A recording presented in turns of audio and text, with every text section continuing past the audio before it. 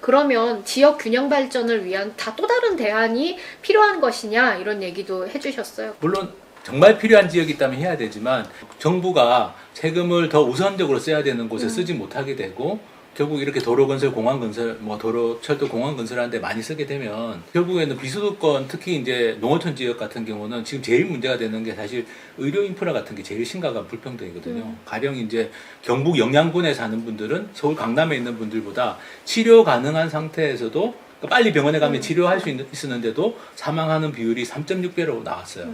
농어촌 지역 같은 경우는 그 분만 가능한 산부인과가 없는 기초지자체가 50군데가 넘어요. 그러니까 시군에 하나도 없는 거예요. 그 분만 가능한 산부인과가. 그런 지역에서는 유산율이 3배다. 최근에 나온 연구 결과입니다.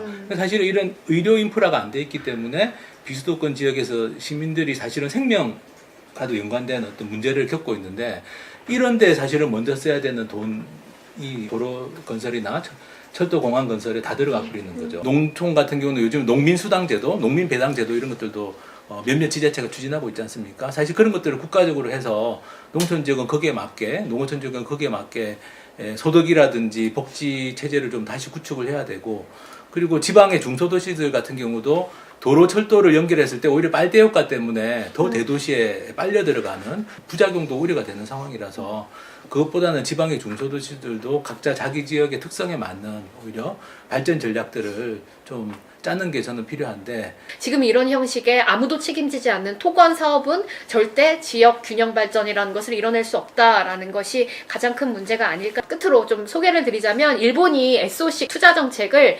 실패했었어요. 그리고 실패했다고 평가하고 있습니다. 근데 뭐라고 하냐면 그 SOC 투자한 기간이 잃어버린 20년이라고 이야기합니다. 우리 김대중 대통령이 99년도에 만드신 예비타당성 조사라고 하는 제도를 10분 활용하여 문제를 해결해 나가면 좋겠는데 지금이라도 다시 반성하시고 사과하시고 사업을 전면 재검토하셔야 되지 않을까 싶습니다.